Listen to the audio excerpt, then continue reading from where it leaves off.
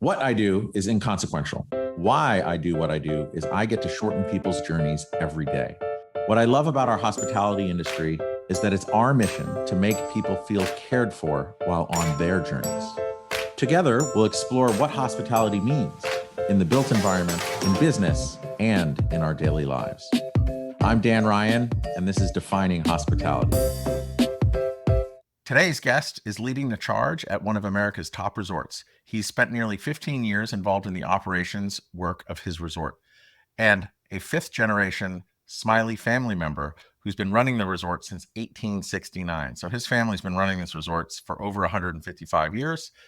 He creates attractions that tie the guest's experience with the land around them. He's the president at Mohonk Mountain House. Ladies and gentlemen, Eric Gullickson. Welcome, Eric. Thank you, Dan. There's a lot of L's in there. I got all tongue-tied. It's a lot to unpack there. So I want to share with the readers a couple things. Number one, I'm very excited to have Eric on this call for a bunch of different reasons. Firstly, we've been doing this podcast for almost I guess it'll be 3 years in August.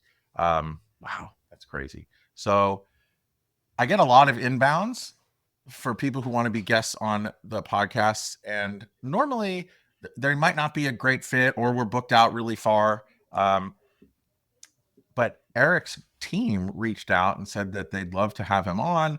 And then I didn't even look deeper than the Mohonk Mountain House, because I have such fond memories. As a child, my uncle would take me up there and we would have hot chocolate and go hiking up in the Shawgagunks. And I just have so many fond memories with my Uncle Francois right there on the Shawgagunks, which is like these rock promontories. It's a ridge line.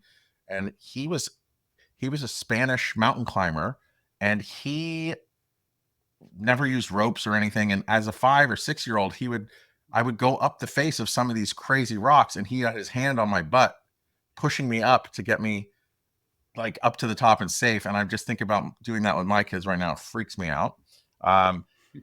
Also with Berman Falk, who I spend most of my time working with, as we're doing a renovation there, which is really exciting. And I don't know if you guys could envision that. You guys have to, we'll put a link in the show notes, but it's such a majestic, incredible building that they don't build anymore, at the top of a mountain on a lake, really beautifully situated at the, like, pretty much the entrance to the Catskills, about just over an hour from New York City. It's really a majestic place. So tying all these things together, when I saw this, I was like, oh my God, I want this so much. And the fourth point I'd like to make is a previous guest, Scott Hammonds with Ground Level and HEI, is on the board at Mohonk Mountain House as well, because he started his hospitality career. And I think he talked about it, if I remember correctly, in our podcast, or it was the sidebar conversation, I don't remember, doing security at the Mohonk Mountain House. So I'm just really excited to have you on, Eric. And this is a longer intro than I normally give, so I hope everyone kind of stayed with us. But before we get into your journey and kind of talking about the what's and the whys about what you do, what does hospitality mean to you? And yeah, let's start there. What does hospitality mean to you? Hospitality for me is ensuring the comfort and contentment of every guest and anticipating their needs, but also, I think, understanding that every individual has their unique story and has their unique needs as well. So I think anticipating, but also making sure we're fully present with those guests when they are here and listening, and in delivering our service. That's I think one of the things that just in general in life, I think it's important to be able to listen and be compassionate, just as a friend. Mm-hmm. And so essentially that's what we espouse here with our staff, and how we hope our guests feel well cared for, with the ultimate intent that they feel when their stay is over, even while they're leaving, they're already longing to want to return. They're, a bit sad that they have to go, and already thinking about their next visit here. So that's how I would define hospitality in my mind, and certainly how we aim to deliver it here at Mohonk Mountain House. There's all these buzzwords that come out, AI coming top of mind right now. But another one that I'm hearing is a lot is outdoor leisure, as far as Yeah. a segment within the hospitality industry. And what I want to say is the Mohonk Mountain House was really doing outdoor leisure from day one. And Right. so while it Right. is a buzzword, I would say that you and your family were really on the vanguard of what this idea of outdoor leisure is right now. And I'm just lobbing that up for you because I'm curious, like what your take on this new buzzword is, but you've been doing it since just after the Civil War. Right. I think you're absolutely right, and I think it's a function of my ancestors who founded this place, or at least found this land and ultimately acquired it in 1869. They themselves were looking for a respite, a retreat, a place to get away from, at that time, it was a busy life and for their families. And so nothing has changed in that regard. Everybody that flocks to this area, the Shawangum Bridge, or out of the New York City metropolitan area, I believe that they're looking for space and connecting with nature. And so for us, the way that not only were my ancestors looking for that for themselves, but they also ultimately found this land and recognized how special it was, and also within the proximity of these busy metropolitan areas. And they were only getting busier, and the pace of life was only and has only increased since then. For 155 years, it hasn't slowed down. It's only sped up. So I think, to your point, it continues to be very relevant and provide great opportunity and fuel, and for anybody who's looking for balance, life balance. And so that fundamentally at the core is a principle that is not going away and is only going to become more important. And so for us here, our goal is to really protect that as an opportunity for people with the land and the experience people have here at the Mountain House,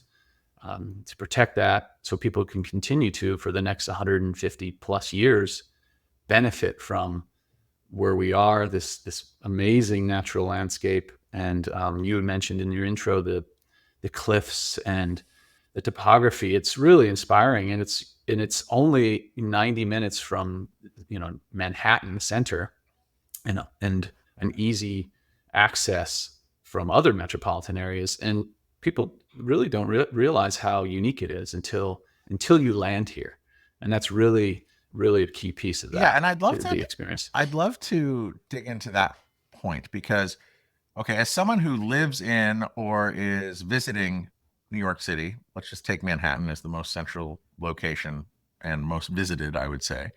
Um, there's so many options. You can go out east to the Hamptons. You can go to the other beaches in Long Island. You can go down to the coast of New Jersey. You can go to the Poconos. You can go up to the Berkshires. But I think I would argue that you're closer than all of those other places. And what could someone who lives in or is visiting New York City expect? Like, what's a win for you, for someone it's a first time visitor? They live in Manhattan. They're working, 60-hour weeks, and then it's their first experience going out there. What are some of the accolades that you receive from a guest visiting?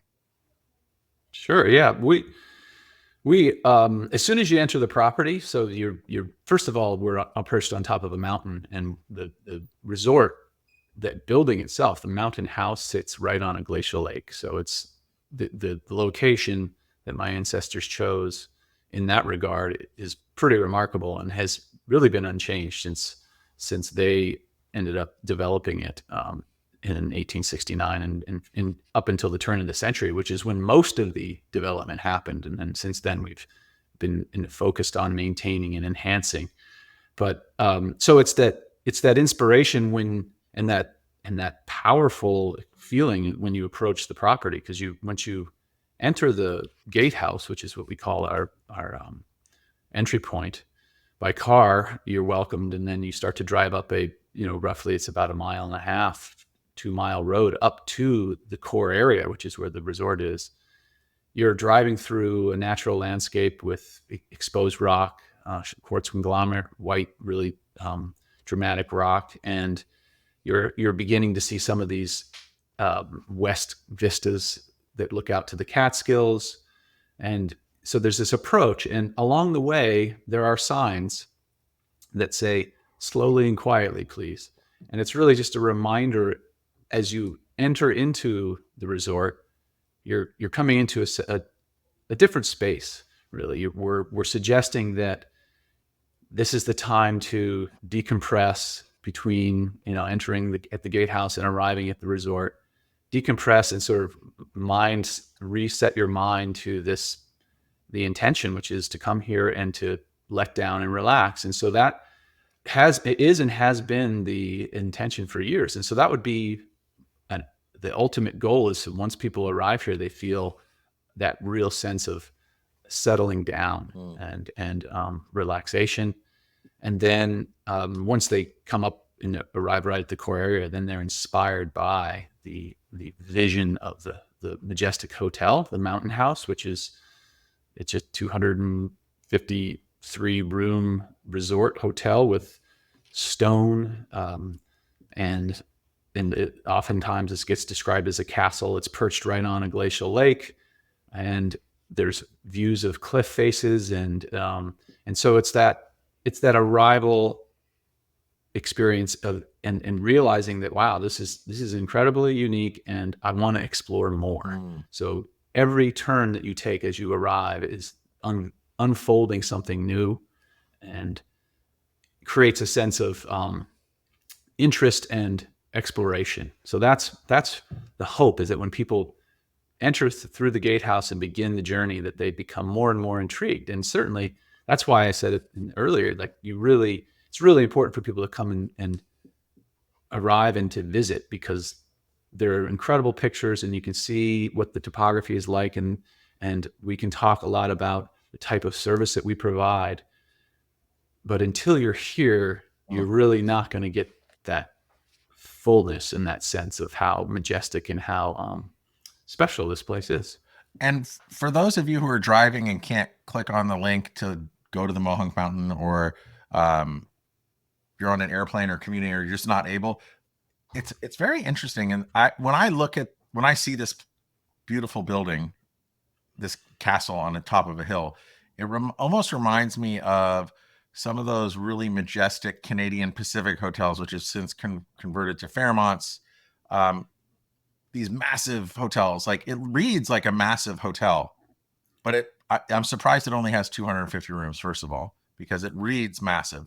But when you go back in history and look at those Canadian Pacific hotels, there was a functionality to them, in that they were set up over the course of the Canadian Pacific Railroad. And it was people who were like getting on a boat from England or Europe to Nova Scotia, and then they would get on the train and go across the Atlantic to get to the Pacific and see Canada, or go onward into the Pacific. But there's a functionality in that these trainloads of people would go and have this incredible experience. What's interesting about your property is that it wasn't built with that functionality in mind. Right. At least I don't think. I could be wrong, but it was really just the function was an escape. Yes. Right. Yeah. So destination. Yeah. Right. It's a destination in and of itself, and so close to the city. It's really remarkable. I want to go into the 5 generations, because I know you've referred to them a couple times as your ancestors, which they are. But were there, from your ancestors who started it, who bought the land and developed the property, and now you're the steward of it, were there any kind of first principles that they laid out? Because we do have a lot of entrepreneurs who listen to this that are either nascent in their entrepreneurial journey, or have multi-generational businesses, and we've spoken to a few of those. They've been a couple of guests. Were there any first principles that your family had set up so that you guys can continue to steward this amazing property and create these experiences for people, but also, run a business? Right. Yeah, actually, I would attribute a large part of our success to what you're suggesting, which is that the original um, brothers, the twins that founded Mohonk were Quakers. They had been Quakers for life and were practicing Quakers and had those principles embedded in the way they lived their life, but also ultimately, as I noted, when they came here, they weren't thinking about starting a business. This was to be their home away from home in the busy parts of their other parts of their lives. And then ultimately they started hosting friends and family here. And then that expanded to, other individuals. And ultimately they added on to what was the existing tavern here and became innkeepers. They never intended to do that. That was never their intention. And that was sort of, they became innkeepers and by accident. And in large part, this is related to what we were saying earlier, which is this is a destination. This is not a stop along a railway. This is, you have to go on a journey to get here with full intention. And when you arrive, at least then, you'd stay for weeks at a time and really connect and commit to, sort of what was happening here in principle. And in large part, that was early on, that was, there were services on Sundays. The resort was run within the principles of Quaker faith. And so there was no card playing, there was no alcohol, there was no dancing, for example. Those types of things were an extension of the principles of the sole proprietors, Albert and Alfred. And so although those principles in the types of operating parameters don't exist today. For example, obviously we have bars and we have dancing and we allow card playing and all the things that they today would probably be shocked of. But the principles, and you use that word principles, are foundational. And we, in fact, in generation 2, there was an intention to ensure that we continued the intention of these principles, not in a binding way, not to tie our hands to be sustainable as a resort hotel as times changed, and they anticipated that, but more foundationally to be hospitality professionals, caring for people, listening, hoping for consensus, conciliatory kind of engagement with each other and just coming to decisions. And then also a piece of hoping and looking for peace. That was another big part, peace, and not being war, supporting the war efforts. So all those principles, I think, are very foundational to hospitality and just caring for people. So, and in fact, to the point at which the generation 2 created a statement of principles, which was, as I've already somewhat articulated, fairly intentional in that it suggested as the generations continued on, there was a hope that the family would continue to stay involved, own and operate the resort, but also maintain these foundational principles that I've been talking around and as a business, and find and strike the balance between that. So for us, obviously, we have to be profitable in running a resort hotel like any other resort hotel would today. However, we weigh heavily in our decisions how our operating parameters, our operating commitments have an impact on, say, for example, how crowded this resort may be, or how it would impact the natural landscape if we were to build another facility to support, whether it was more rooms or a recreational facility. Those types of commitments are strongly balanced with these intentions of maintaining serenity within the core area, and with the original intention was to maintain that opportunity for guests to appreciate and enjoy it. So you earlier you talked about the expanse of the Mountain House and being surprised about it only having 253 rooms. It used to have more because there was bathrooms in the hallways, and now over the years we of course had to modernize and provide a bathroom in every room for all guests, and create suites and so forth. And that's what creates some of the unique rooms that we have, and even more so, not just the landscape, but the uniqueness of the building. But it also speaks to how mindful we are about maintaining spaces in the house for public areas for sitting and being contemplative. We have a library, we have a lake lounge that overlooks the lake, we have a parlor, we have some of the traditional spaces that existed 100 plus years ago are still there, and we still consider them important and sacred, so our guests can enjoy time outside of their room in these public areas, whether they want to be social or they want to sit and read a book near a fire.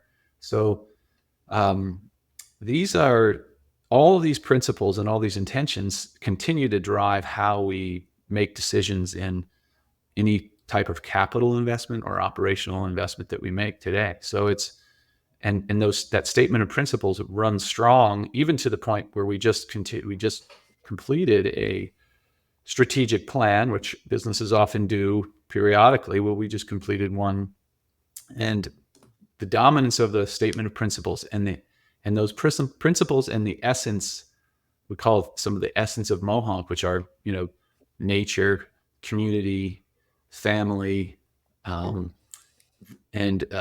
history. Those components continue to be the foundational components of how we operate our business and make decisions. And then at the core of that, it's a commitment to provide an opportunity for family, for the fifth, sixth, seventh generation to be engaged. And the intention is to continue to be owning and operating the resort for furthermore. So it's we're super lucky, and have this great opportunity to build upon the strength of these principled intentions, and then at the same time not be so restricted so we can't adapt and make sure we're responding to what guest needs are in the modern day, and what they expect in coming to a resort hotel. So I'd like to I want to come back to that part of the stakeholders and your strategic plan and first principles as a multi-generational family business.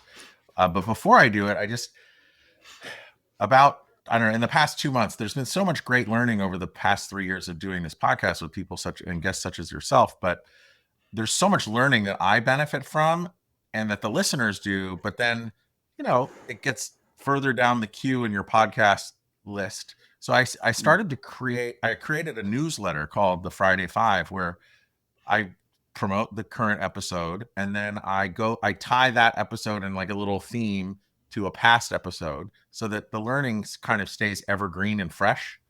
A couple of weeks ago, I did one. It was on a multi-generational business guest with the founder of it, and in the newsletter, I did a little research, and I was writing, and I found that, and I heard this before, but I did a little research on it. But there's this Japanese inn that was founded in 718 AD. So it's been operated for 46 generations. That's remarkable. Which is crazy, right? Yeah. And it's not the oldest company in Japan either. There's like a construction company that was a little older. It's like 1,400 years it's been around. But running a business is difficult. Doing anything is difficult. Running a family business is, I would say, a little bit more difficult, right? Because it's not like you're not making business decisions all the time. Like there's passions and familial stuff and baggage that goes along with it. But then running a multi-generational business with a plan and a strategy to keep that multi-generational business going, I would say it's just so confounding to me. Like that has got to be, if there's a spectrum of difficulty, way more difficult. And I have a feeling, because I heard you say a couple of things that I'm quite interested in. Um, you mentioned, I think you didn't call them stakeholders, but like in any business, you have shareholders and then you have Mhm. stakeholders, right? In a business, you're supposed to make returns and for your shareholders. But what I found in, especially in a lot of the hospitality conversations, is if you're not, and I guess it goes for any business, but for our little channel, um, you have to pay attention to the stakeholders. And in your case, it was nature, the community, your family, and the history. And if Mhm. you're paying attention to the stakeholders, the shareholders are going to benefit. But sometimes, especially in a multi generational business where you're trying to stay true to those first principles by your Quaker ancestors, like how do you, from like a governance perspective, how do you balance all that stuff and keep it going? It just seems like a Herculean task to keep all of that going. And sometimes I'm sure you're making decisions that in the short term don't are not great for the shareholders, but perhaps in the long term, and you're talking hundreds of years, hopefully, Mm. they are. So I'd love to hear your thoughts on that, because it's like it's such Yeah. a Rubik's Cube to me that I just don't Mhm. understand. Yeah. Well, yeah, you tapped into something that is, that's I think really critical for us, and again for the tenure that we've been here is fundamentally, I think the principles of building consensus has been and continues to be a strong element of our family and how we move and continue to move ahead with sustaining this business. Surprisingly, when we went through the strategic planning effort this past year, in we'd actually do use the term stakeholders. We talk about the enlarge the mass of individuals, includes our board, our trust, and our family, and our staff and the community in different levels. But we included those individuals, all these different groups, in the process in developing our strategic plan. It was That's why it took 12 months, a year, and the commitment to do that was we made the commitment early on, and we knew early on because we did some surveying that, and luckily, and I wasn't really surprised at this, that there was very strong commitment right at the beginning to commit to continuing as a family-owned and operated resort for furthermore. So, and that is, you can't. That's not a foregone conclusion. You can't necessarily, suggest that that's what everybody wants. But in this case, the stakeholders overwhelmingly support that intention. So, with that as your vision and your strategic vision, there's a lot of power and momentum, I think, because then everything you're building is built on that intention. And the other thing's just more granularly and structurally. You talked about shareholders, and this again was due to the wisdom of our ancestors and their building of the organization, and when the transition from sole proprietors to partners to a trust.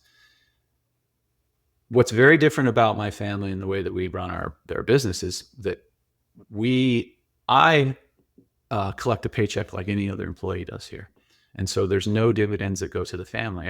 All the profit goes back into the business, into perpetuating and maintaining the business. And whether that's, again, you have to come here to understand it, but we have, 1,500 acres of carriageway infrastructure that was developed at the turn of the century and then, 100 plus outbuildings that support the operation here.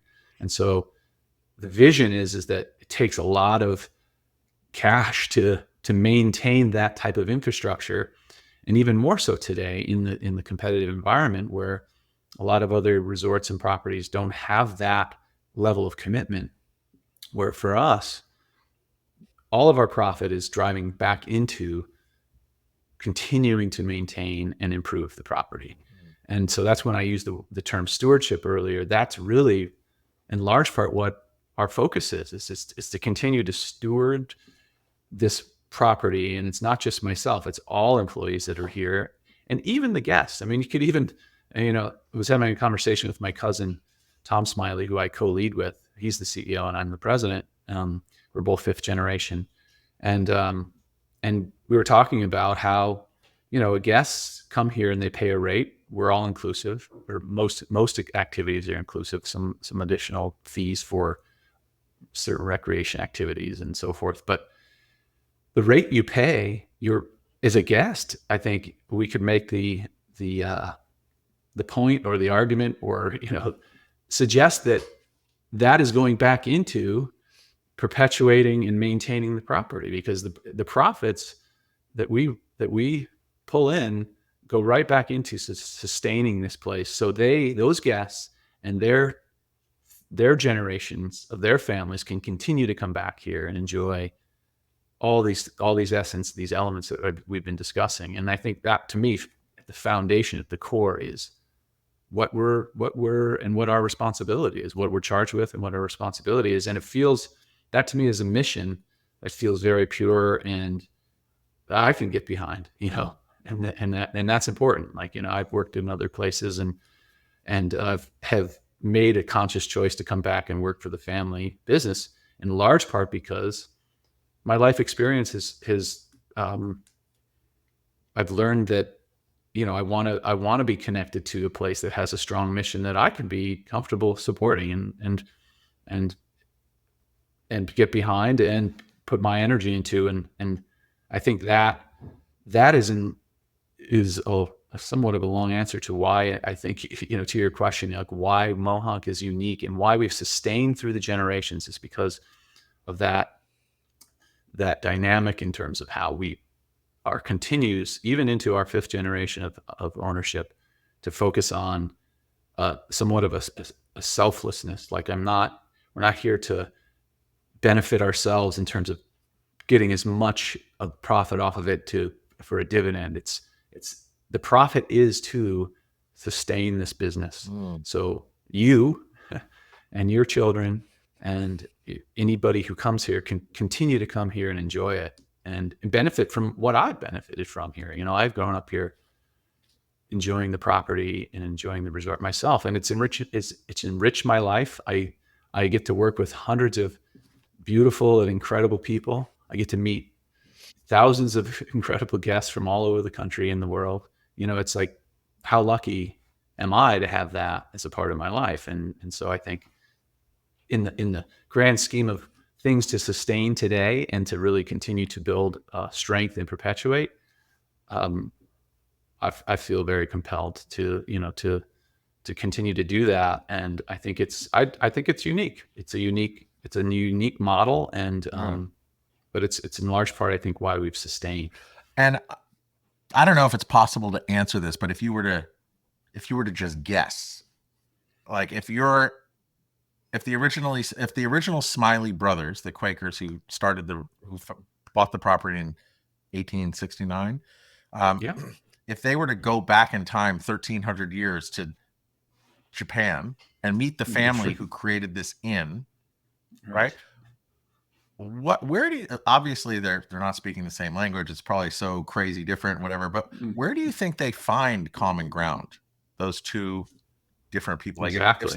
What is the common ground that they have in plotting this kind of North Star of a multi-generational business? Yeah, exactly. That's a neat thing to think about. I think I think you hit on the core of what we focus on. And I think it's the core of anybody's success in maintaining relationships in community, which is having a care and concern for the people around you and what you care for, not just the people, but what you also care for in land and in facility. I think my sense is that any business that sustains for 53 generations or whatever it may be, they have pretty clear vision about what their mission and intention is. And what I think is kind of beautiful about what we're talking about. And again, for me here at Mohonk, it's pretty simple. It's simple, it's complex, and it becomes increasingly complex to protect and maintain it. across the generations. But I think foundationally, it's what, it's what we talk about when you care for anybody, and you understand that what people need in life balance, and what we provide here for people, including ourselves and guests and our employees. I would suspect that, the Japanese family that started their businesses were very committed to the people that they supported, their employees, and how they related to the success of the business. That's a strong focus of what Mohonk is about. We have the high season, we have 750 employees. We are a major employer, and we have a major community of extended Mohonk family. My guess and my sense is that would be a foundational or a common principle between these two businesses. Additionally, strong leaders, individuals in a family that has a clear vision, as I said, principles that aren't just that don't just come from one person in one generation and aren't memorialized. I think as we've learned is really setting the intention and then memorializing it. And at the same time, and this is the trick, I think, is understanding that you have to be adaptable, and because of the pace of life and the change that you can't anticipate. I mean, the sole proprietors of my family, they couldn't have anticipated the types of things that we'd be dealing with today. But at the same time, you have to have a faith that okay, we're going to build our mission and our intention and our vision on these principles that aren't going to change. I foundationally don't think, love, caring for people, and providing serenity, being surrounded by nature, and just really focusing on those principles continue to be foundational. And as long as we stay embedded in that, in our business principles, the other elements of around us will be changing, and we can adapt to those. But if we stay founded in those roots, then we're going to be just fine. And I think, then other people, employees, family, guests will be drawn to that, because I think it's like just what you look for and long for with your family, sitting around the dinner table, connecting, having support, having love, having the consistency of that community is, I think, what people are looking for more and more in an increasingly complex world. Like with the digital landscape, it becomes so fractured. Yeah. And so that I think that becomes really even more foundationally important as time goes by. Yeah. I mean, even if you went back to the founding brothers and you're like, can you imagine, like, at some point, each room is going to have its own bathroom? They'd be like, Right. no way. I can't believe it. Right. Yeah. And the other thing is they being frugal and being resourceful and finding efficiencies. Those are qualities that we still have today, Well, you know what I think, as you were talking, and what I realized, like, I had a little light bulb moment as I was talking to you. I think that the other buzzword of sustainability, which I'm fully bought into, hook, line, and sinker from an environmental perspective, but you kept saying the word stewardship. And if I think about a 46th generation business or a 5th generation business and incorporating stakeholders, it's really the ultimate type of sustainability, right? You're everything that I haven't seen your strategic plan, but everything I'm hearing you say is making me think, like, how do you make this thing sustain? And again, sustainability, it's become all about the environment. I get that. And that's kind of where it belongs. But as you're thinking about, the first stakeholder you said was nature, the second one was community. Like, that's what sustainability is all about. And like leaving, you go camping, it's take only pictures, leave only footprints. Right. That's Yeah. I think that's so relevant and so interesting, because we talk about that here. That we couldn't sustain this place and the vastness of the land and the infrastructure here if the business didn't exist and wasn't successful.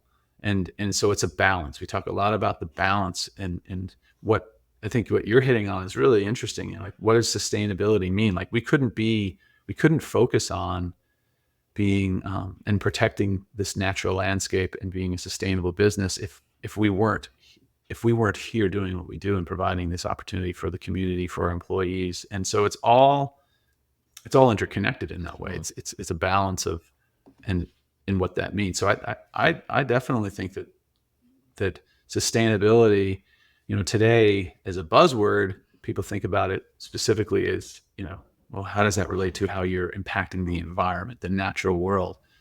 And although we very much, our operation is embedded and has been run in that way. It's through efficiencies, through, all the different types of,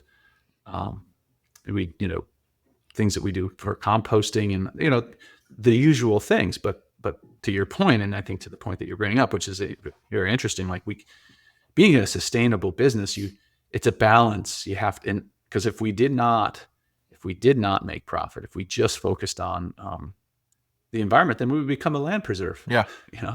And that's a different business. Well, as we're thinking, I go and I think, okay, I'm like a huge fan of capitalism. Capitalism to me is what has brought billions, or the population has grown to 7 billion people. It's brought more people out of poverty than any other form of government or form of self-governance, I guess. But it also, in paying attention strictly to shareholders, as capitalism does, it becomes like this each business becomes this hyper efficient, almost like a shark, right? Swimming around and eating things, and it's super efficient, and it's purpose built to return, to provide returns to the shareholders. But I think as we talk about sustainability, I think the biggest part about sustainability is really taking into account and defining who those other stakeholders are. And I don't think there's people like you at Mohonk, and there are other businesses out there that are taking the stakeholders into account. But it's really like, I think we're at this place now where it's like, okay, well, how do we find this balance of stakeholders and shareholders? And I don't think we're there yet, but it's, I believe through the efforts of businesses like you and families like yours and other ones out there, where this in this marketplace of ideas, where it's happening, it's iterating. And that's also what capitalism versus like a centrally controlled economy. Absolutely. It figures itself out. It allows that free marketplace of ideas to come. I just want it to happen faster. Yeah. I guess.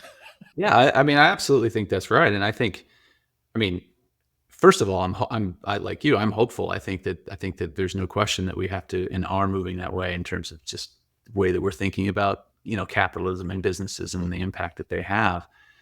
But for me and for Mohonk, closer to home, and this, as you suggest, this marketplace of ideas, we, our guests and our customers are what keep us going, right? They're the ones that support us and support our mission ultimately. So aligning with, the principles that we've been speaking of and what the customer wants is really important, right? Answering to what their needs are.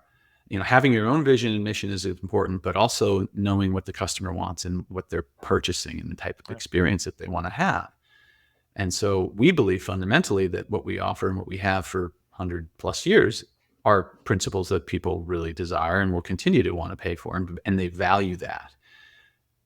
And as such, and in the way that we're talking about sustainability or people's choice, like they're voting with their dollar, people are going to want to see and understand clearly the mission of Mohonk. Guests and customers are becoming, I think, more discerning about principally what they're investing in, not just, in their, 401k or in their, the normal definition of investments, but what they're spending their money on day to day, and what types of principles the companies and the businesses that they're doing, that they're communicating with and doing business with, what types of principles they have, and do they align with them? Like, I think furthermore, we're going to see more and more of that, and we're seeing more and more of that with our customers.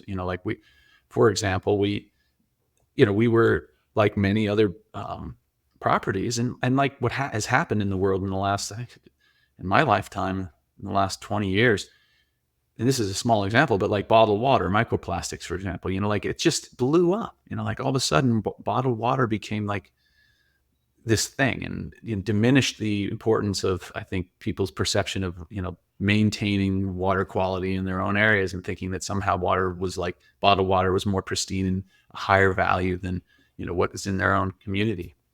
And so for us, we've been pulling water off of our land for for 100+ years, really great water quality. We test it all the time. So we made an intention to, and are continuing to do this as a challenge because of how omnipresent that type of product is in the market. But, is to go away from offering bottled water to our guests and go towards suggesting that, in fact, the water we source off of our land is more pure and better than any bottled water that you can get.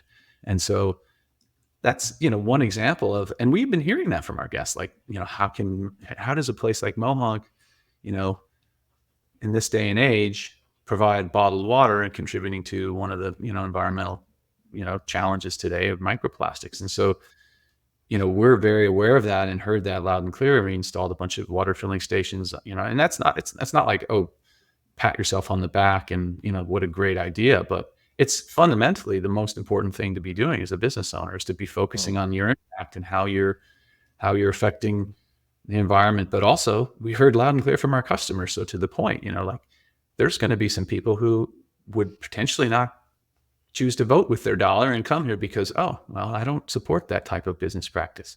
Where on the other hand, they may come here because we conversely don't provide, hundreds and hundreds of bottled water to guests and then contribute to that one small environmental impact that we're seeing today. So, that, I think, is foundationally a key piece of, for me and for Mohonk, to continue to be focused on those types of operating impacts, and understanding it directly relates to the guest and how a guest chooses to spend their dollars. That's I did want to circle back to the dollars, and I'm glad you brought it up because, and you did mention it a little bit, but I'm just thinking as far as the evolution of the guest, your employees, the community, as that evolves over 160 however many years, what are some of the unique challenges that you face as far as like how to maintain it from like a capital expenditure perspective? Because I heard you say earlier that all the profits go into a trust and it goes into maintaining the land, but what are some unique challenges that you guys face at Mohonk in doing that? Sure. I think a couple things. First of all, resources, limited resources that are always a challenge. We have, as was already noted, we have a lot of infrastructure here to maintain. So we talk about the profit, but the profit that we have goes back into really ultimately just maintaining the existing infrastructure. And then if we do have a larger commitment, whether it's we have master planning and intention to build out, whether it's a big, large capital project. For example, we built a spa, and then we also have, this was within the last 15 years, those types of projects for us are significant in that, we, as noted, we, don't just easily take over natural land to build something. We think about the impact and how it's going to relate to the original intention and how this property was curated in the core area. Right. We do it very mindfully. And then also, the making sure that we have the ability to absorb that commitment in our budget planning, in our year over year, cash flow. It's, those are and will continue to be challenges with increasing inflation and cost of, employment and so forth, and regulations that we, and insurance and all the things that I think every business owner has to focus on, and the overhead costs that continue to escalate.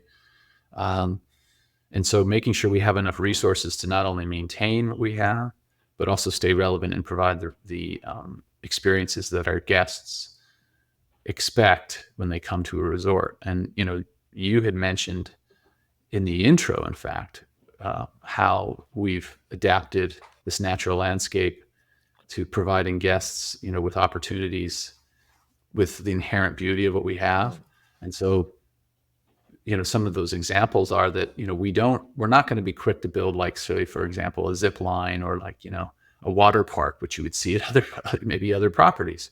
And that's okay. You talk about the other properties, that have ocean. We're not oceanfront, and people want to have those experiences, then they go and have those experiences. But we provide, we're a destination resort on a mountaintop, and we have these unique qualities, and one being this cliff face that you talked about, so this Shangung conglomerate, this really hard quartz conglomerate. And so in the last year, we just developed what people know over in Italy is called a via ferrata, which is like an iron.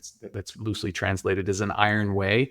It's a way in World War II, Italian soldiers went over the Dolomites and carried their equipment, their war equipment over the Dolomites, and when the war ended, these cables that were fixed to the rock, and they had built rungs for the soldiers to be able to transport things over easily essentially by foot over these cliffs, over these rocks, became recreational opportunities. And so we, being where we are in the last several years, conceived this intention that we would and could use some of our existing cliff faces in our area, right in the core area, to provide that type of an experience for our guests. It is low impact. So in other words, it doesn't impact the natural landscape outside of, drilling into the rock with a stainless fixed anchor and then providing a route for people to experience it. So it's not unlike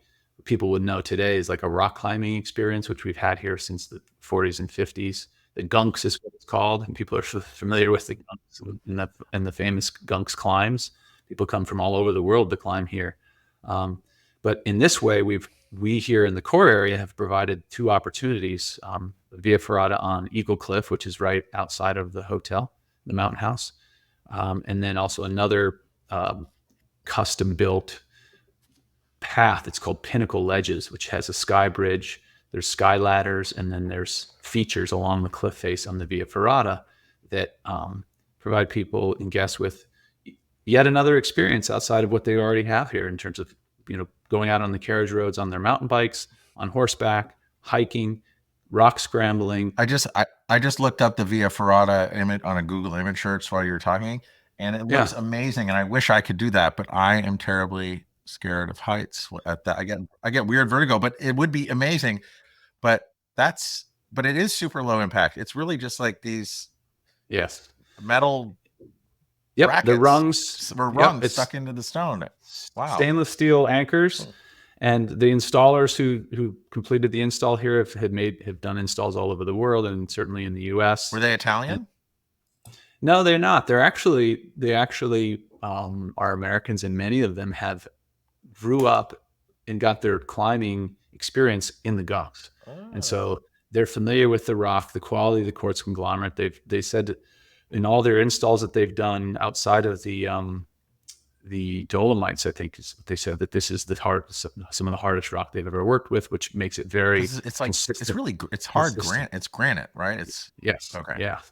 So the larger point is that we continue to find ways to provide opportunities here and lean into the unique aspects of our property. So, like I said, we actually did, and we could have, provided a zip line like they do at the ski places. And that's an experience and that's an exhilarating experience, but that would require, for example, large poles. And it doesn't make sense. And is a good example of where we, the types of things we think about and the types of trends that come across throughout the years.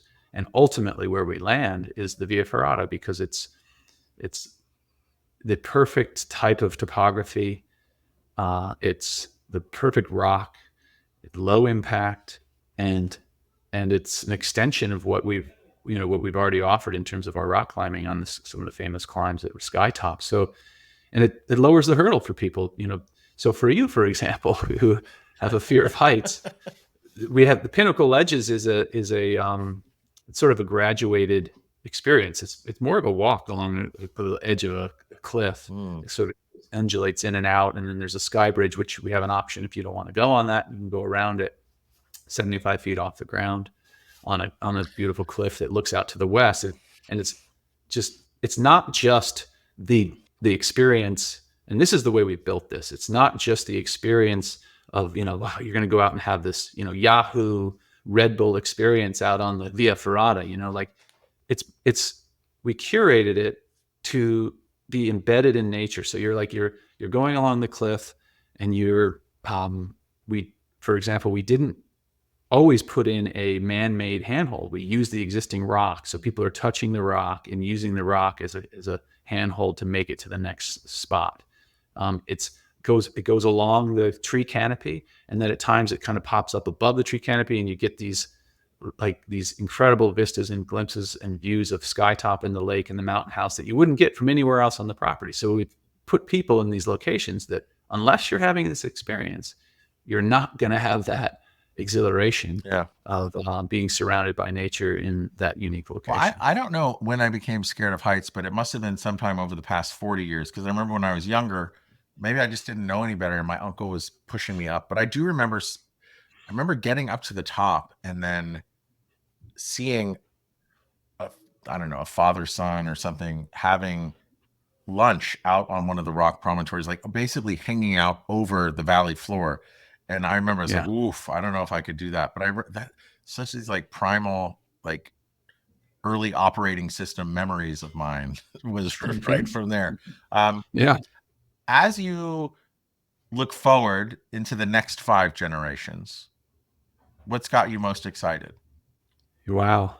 Well, my role, what's exciting for me is that, we just finished, as noted, a strategic plan. And what was unique about that strategic plan, I think it's fairly unique, is that oftentimes when I think businesses, you talk about a strategic plan, you're talking like 1 to 3 years and impacting, maybe rebranding. We're completely different here. We actually had a 20-year vision, a long view of our strategic plan. It's not a rebrand. It's really a refinement, and it's a leaning into what our existing strengths are, and a lot of them are the things that we've been discussing and talking about.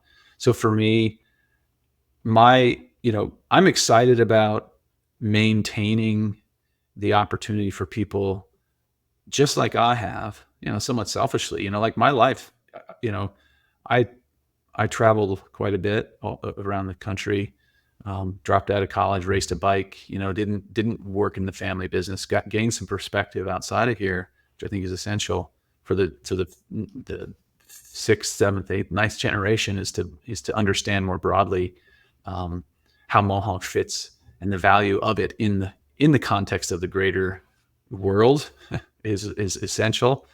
So I get excited about the prospect of the family continuing to have this stewardship approach to the business, and they themselves benefiting from what is inherently here. So, like, for example, I probably would not be involved in the role that I am today if it wasn't for my own personal connections and love of the property. Like, I grew up, mountain biking and riding on the land, hiking, swimming in the lake, so imprinting on the new generations, the 6th, the 7th generations, they really need to be here. They need to have some connection to the land and have their own innate, experience and inspiration from the outset, and then build and grow upon that. So that I look forward to creating that within the 6th generation, not just my kids, but every cousin, and providing the opportunity for that, with this greater intention of maintaining this larger focus on stewarding this piece of property, so that your kids, and anybody else in the 6th, 7th, 8th generation or beyond, and obviously it's not just my family. We have guests here that have been coming 5 generations. So it's pretty remarkable when you start to think about that. I don't want to be, be too, I guess it's, we're pretty, our family is pretty humble. And I think that is an important aspect of how we operate. But, I would love to think that we could be here for 46 generations someday. There's a lot of things that are, again, that I can't see today that might challenge that, but we've made it this far. I think the statistic is businesses and family businesses that generally don't get past the 3rd generation. Oh. So we're now in the 5th, and we have the foundational principles, and we have at least this 20-year intention of maintaining that and beyond. So I get excited about the thought of that. Awesome. Continuing and sustaining. And I'm going to go to Japan. My son is studying Japan this fall. And so my wife and I are going to go over to Japan. And since you've mentioned this, I want to, if you could send me that link. I definitely will. Cause I want to go next time. I've been there the past 2 years. I want to go back and see this place. So and I think there's something to that. And that's another thing that we talk about when we talk about our, we create strong alliances with other businesses, family business in our community. Like that is super important to me. Like the types of relationships you make with other business owners within your community, there's something special about that, because they understand and have a somewhat of a different level of commitment in being an employer and providing the services that they do in your community. And so I think it's really important to look to other businesses that inspire you. And I suspect that this other resort in Japan is pretty inspiring in terms of their story and how that can and could continue to inspire me and others to stay focused on those principles and the importance of those principles, because those are the lasting aspects of life. You got to have profit and you got to have money, but to maintain those things, stewardship. Yeah. And again, it comes back to that, striking that right balance. I'm going to be involved in my family's business forever. Probably not likely in the role that I'm in for, I don't know. I'm not going to divulge how many more years I think I might have, but we'll see. But I never know. We're going to go one day at a time. We got today. Yeah, but hopefully we got all of today. And I consider myself a stakeholder. Yeah. So I have my role today as a 5th generation family member as the president. But as time moves on, like I was a youngster growing up here, getting imprinted. That stuff is happening today. So that's kind of the way that I see it, is that continuity, the importance of that. You'll carry on, and then you'll be a security guard like Scott Hammond was when he first started his career. Yeah. You'll go full circle. I have a core group of friends that we talk about that a lot. They all have careers and stuff. And I say, well, hey, when you get to the point and you need a job in security or whatever it is, come a calling. Yep. And it's, and that's the beauty of this place. You get to meet a lot of great people and make good connections. Wonderful. Well, hey, I've really enjoyed this conversation. If people wanted to learn more about you or Mohonk, what's the best way for them to do that? And we'll put it in the show notes. You don't have to spell anything out. Yeah, it's mohonk.com, and it's MOHONK, mohonk.com. Yeah, that's our site, and there's a lot of rich information there, and I would put the plug in. You got to come see us. You got to come. I mean, the website is incredible. We have good images, and it's one dimensional. You have to immerse yourself in this place, and sometimes it takes more than one visit. You have to kind of really feel the sense of the unfolding of the experience to make that imprint and connection. And we hope that people do. Yeah, I agree. It's an amazing spot. And I just want to say, Eric, thank you very much for your time and sharing of your experience. I and we, the listeners, really appreciate it. Thank you. Yeah. Well, thank you for your interest, Dan. I appreciate the time too. Yeah, my pleasure. And thank you to the listeners, because again, without you, we wouldn't be here. So make sure that you give all the 5-star rankings and like us and subscribe to our newsletter, which is new, like I mentioned before. And we just love to keep sharing and sharing all this learning and keep falling forward with us. So thank you, thank you, thank you.